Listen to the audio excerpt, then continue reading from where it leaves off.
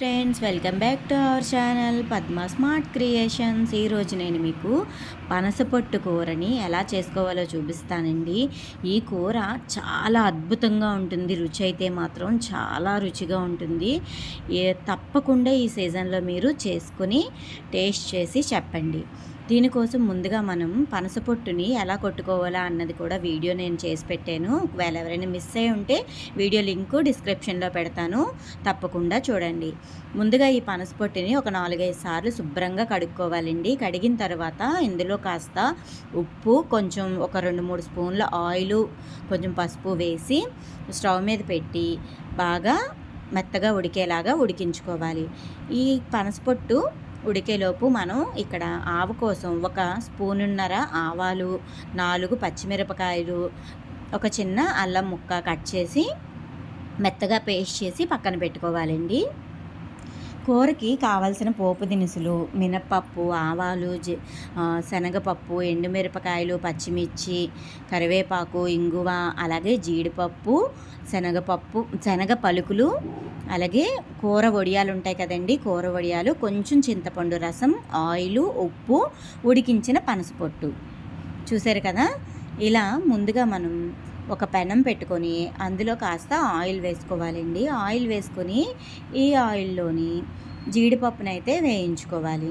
First జీడిపప్పును వేస్తున్నాను నేను. ఈ జీడిపప్పు కాస్త ఎర్రగా వేగేలాగా వేయించుకోవాలి. ఈ కూరలోని జీడిపప్పు కానీ శనగ పలుకులు కానీ ఖచ్చితంగా వేసుకుంటే బాగుంటుందండి. జీడిపప్పు లేనప్పుడు శనగ పలుకులు వేసుకోవచ్చు. లేదు శనగ పలుకులు లేవు అనుకుంటే జీడిపప్పునే పూర్తిగా వేసుకోవచ్చు. లేదంటే 2 కూడా వేసుకున్నా చాలా రుచిగా ఉంటుంది. ఇందులో తాలింపు ఎక్కువగా ఉంటే ఈ కూరకి రుచి అన్నమాట, చాలా రుచిగా ఉంటుంది. చూసారు కదా. ఇలాగా జీడిపప్పు కాస్త ఎర్రగా వేయించుకోవాలి. వేయించిన జీడిపప్పుని తీసి పక్కన పెట్టుకుందాము.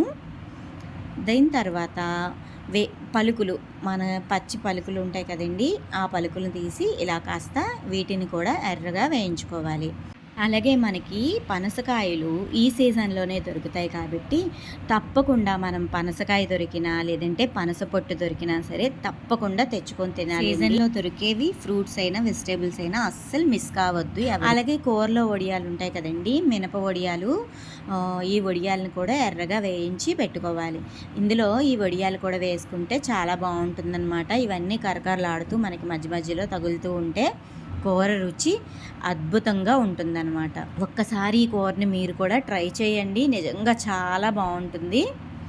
ఇప్పుడు ఇందులో కాస్త ఆయిల్ వేసుకొని మళ్ళీని కొంచెం మినప్పప్పు, ఆవాలు, అలాగే శనగపప్పు. ఇందులో పులిహారకి ఎలా మనం తాలింపు పెట్టుకుంటామో ఇంచుమించుగా అలాంటి తాలింపు అనమాట. అలాగే ఎండుమిరపకాయలు కూడా కాస్త ఎక్కువగానే పడతాయండి. ఇందులోని కూరలోని కారం అనేది కొంచెం ఎక్కువగానే పడుతుంది. అలా అయితేనే మన నోటికి రుచిగా ఉంటుందన్నమాట. చూసారు కదా. ఇలాగా తాలింపుని వేసుకోవాలి. కరివేపాకు కూడా వేసాను నేను. అలాగే ఈ తాలింపు కొంచెం ఎర్రగా వేగిన తర్వాత ఇంగువనైతే ఖచ్చితంగా వేసుకోండి. ఇంగువ చాలా మంచిదండి. ఒకవేళ నచ్చని వాళ్ళు ఎవరైనా ఉంటే స్కిప్ చేయొచ్చు, పర్వాలేదు, కానీ వేసుకుంటే చాలా రుచిగా ఉంటుందన్నమాట. చూసారు కదా. ఇలాగా ఇంగువ కూడా వేసేసి బాగా కలుపుకోవాలి. ఒకవేళ మీరు ముద్ద ఇంగువ వేసినట్లయితే అది ముందుగానే కొంచెం ఆయిల్లో ఫ్రై చేసి దాన్ని తీసి పొడి కొట్టుకొని వేసుకోండి. అలాగే మనం ఇక్కడ ఆల్రెడీ ఉడికించిన పనసపొట్టు ఉంది కదండి, ఉడికించిన పనసపొట్టుని గట్టిగా నీళ్ళు అయితే పూర్తిగా పిండేసుకోవాలండి. గట్టిగా పిండి దాన్ని తీసి పక్కన పెట్టుకున్నాను నేను. ఆ పనసపొట్టుని కూడా వేయించేస్తున్నాను. వేసి అందులోనే కాస్త ఉప్పు, పచ్చిమిరపకాయలు కూడా చీలికలుగా కట్ చేసుకున్న పచ్చిమిరపకాయలు కూడా వేసాను నేను. ఉప్పు కూడా సరిపడగా వేసి బాగా వేగనివ్వాలండి. కొంచెం ఎర్రగా వేగిన తర్వాత ముందుగా మనం చింతపండు రసాన్ని కొంచెం చిక్కగా తీసి పెట్టుకున్నాం కదా, ఆ రసాన్ని నేనైతే ఇక్కడ పెట్టిన రసం పూర్తిగా వేయలేదు, కాస్త వేసాను. రుచి చూసుకుని మళ్ళీ కావాలంటే వేసుకోవచ్చు అని చెప్పి కాస్త నేను పక్కన అయితే పెట్టేశాను. ఇందులో మనం ఉప్పు, కారము, పులుపు అన్నీ కూడా మనం సరిపడగా వేసుకున్నట్లయితేనే రుచిగా ఉంటుందండి, చాలా బాగుంటుంది. ఇప్పుడు దీన్ని మనం టేస్ట్ కూడా చూసుకొని ఒకవేళ ఉప్పు కానీ కారం కానీ పులుపు కానీ పడినట్లయితే మళ్ళీ మనం వేసుకోవచ్చు. ఆల్రెడీ నేను ఆవ కోసం 4 పచ్చిమిరపకాయలు వేసాను కదా, ఒకవేళ అది సరిపోతుంది నాకు ఇంకా పూర్తిగాని, లేదు అనుకుంటే మీరు ఇక్కడ ఎండుమిరపకాయల కారం కూడా, ఎండుమిరపకాయలు వేయించి పొడి కూడా వేసుకోవచ్చు. ఒకవేళ మీకు కారం సరిపోకపోతే నేను ఆవలో వేసాను కదా అని నేను ఇంక ఇక్కడ కారం గుండె అయితే వేయలేదండి. నాకైతే ఇక్కడ అన్నీ కరెక్ట్గా సరిపోయండి. అంటే ఇంకా కాస్త మనకు అందులో కారం ఉంది కాబట్టి దానికి తగ్గట్టుగా నేను చూసి వేసుకున్నాను. నాకైతే ఇక్కడ అలా పర్ఫెక్ట్గా ఉంది కూర. చూసారు కదా, ఇంత ఎర్రగా వేగించుకుని చక్కగా మనం దీంట్లో నాకైతే నేను తీసిన దాంట్లో ఆ చింతపండు రసం అయితే అలా ఉండిపోయింది, మిగిలింది.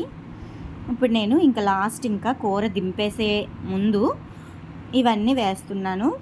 మీకు ఇంకా బాగా కరకరలాడాలి అనుకుంటే మాత్రం లాస్ట్లో ఇంకా పూర్తిగా కూర కిందకి దించేసి చల్లారి పెట్టుకుంటాం ఇప్పుడు కూరని, ఆ టైంలో వేసుకున్నా పర్వాలేదు. లేదంటే ఇలా లాస్ట్లో వేసుకుని దింపేసుకోవడమే ఇంకా మనం కూరని. అంతేనండి, ఇవన్నీ బాగా కలవాలి. చూడండి ఎంత బాగుందో కూర, చూడడానికి కలకల్లాడుతుంది. చూడండి అన్నీ పలుకులు అన్నీ కూడా ఎంత బాగా కనిపిస్తున్నాయి కదా. ఈ కూరలోని ఆయిల్ అనేది కొంచెం ఎక్కువగానే పడుతుంది, చాలా రుచిగా ఉంటుంది. తప్పకుండా మీరు కూడా ట్రై చేయండి. చేసి మీకు ఎలా వచ్చిందా అన్నది నాకు కామెంట్ చేయడం మాత్రం మర్చిపోకండి. ఇలా నేను చెప్తూ ఉంటే నాకు నోట్లో నీళ్ళు ఊరేస్తున్నాయండి కూరకి, రుచికి. నాకైతే చాలా బాగా నచ్చింది. నాకే కాదు మా ఇంట్లో అందరికీ కూడా ఈ కూర అంటే చాలా చాలా ఇష్టం అండి. అందుకని మీకు మళ్ళీ నేను వీడియో కోసం మళ్ళీ రెండోసారి చేస్తున్నాను ఈ కూర. చూసారు కదా, ఇలాగా ఈ ఆవని కూర అయితే మాత్రం పూర్తిగా చల్లారబెట్టేసుకోవాలండి. చల్లారబెట్టిన తరువాతే ఈ ఆవనైతే మనం కలుపుకోవాలి. నేను ఇక్కడ మీకు ఇందాక చూపించిన ఆవు మొత్తం వేసేసాను, పూర్తిగా నాకు పడిపోయింది.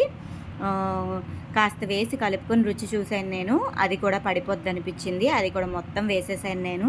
ఆవు మొత్తం వేసి బాగా కలిపేసుకున్నాను. దీన్ని మనం మధ్యాహ్నం తిందాం అనుకుంటే పొద్దుటే చేసేసుకుంటే మధ్యాహ్నానికి చాలా బాగుంటుందండి. రాత్రికి ఇంకా బాగుంటుందండి, చాలా బాగుంటుంది. పూటకి దీని రుచి అనేది పెరుగుతుందన్నమాట. ఆవ వేసిన తర్వాత అది ఊరాలన్నమాట. ఒక 4-5 గంటల పాటు అలా వదిలేయాలి. అప్పుడు దాని రుచి అయితే చాలా బాగుంటుంది. కనీసం ఒక గంట అయినా ఉంటే రుచి బాగుంటుంది. చూసారు కదా ఫ్రెండ్స్, పనసపొట్టు ఆవ పెట్టిన కూర చాలా రుచిగా ఉంటుందండి. ఎక్కువ ఐటమ్స్ అనుకోకండి, చాలా సింపుల్గా చేసుకోవచ్చు. చాలా రుచిగా ఉంటుంది, చాలా బాగుంటుంది. తప్పకుండా మీరు కూడా ట్రై చేసి మీకు ఎలా వచ్చిందా అన్నది నాకు కామెంట్ చేసి చెప్పండి. ఓకేనా ఫ్రెండ్స్, బాయ్ ఫ్రెండ్స్, మళ్ళీ ఒక మంచి వీడియోతో కలుద్దాం.